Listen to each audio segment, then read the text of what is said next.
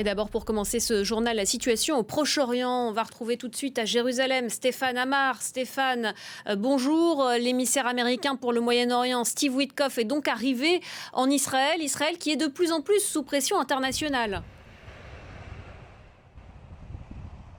Oui, absolument, à cause de cette vague de reconnaissance d'État palestinien.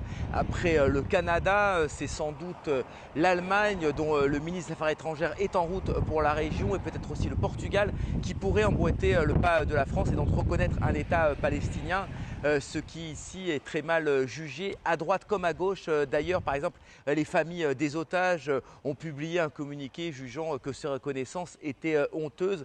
Ici, l'idée d'un État palestinien passe très mal. Pourquoi? Eh bien, par exemple, je suis ici à Jérusalem-Est, il y a une proximité immédiate avec la Cisjordanie, et les Israéliens craignent que ce qui est arrivé à Gaza, s'il y a un État palestinien en Cisjordanie, n'arrive aussi ici, c'est-à-dire touche les centres vitaux d'Israël, et que finalement un État palestinien ne fasse que nourrir le conflit plutôt que de le régler. Donc malgré cette pression internationale, il y a ici une sorte de front uni contre ces initiatives diplomatiques.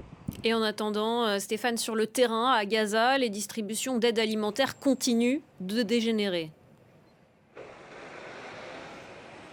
Oui, absolument, des morts, des dizaines de morts, même selon les services de santé du Hamas, chaque jour dans ces distributions. Alors, les Israéliens ont toujours la même version. Ils expliquent que ce sont des agitateurs du Hamas qui se mêlent à la foule, qui tirent sur des soldats pour les forcer à répliquer. Mais en tout état de cause, ce système qui a été instauré par Israël et par les États-Unis avec cette fondation pour Gaza ne fonctionne pas. C'est toujours le chaos dans la bande de Gaza. Et là aussi, sur ce dossier, Israël se retrouve sous pression internationale, puisque même Donald Trump s'est ému des images en provenance de Gaza qui montrent que la faim se répand. Mais pour l'instant, là aussi, sur ce dossier, Israël ne compte pas céder visiblement, car le Premier ministre israélien Benjamin Netanyahou a même parlé d'annexer hier certaines parties de la bande de Gaza.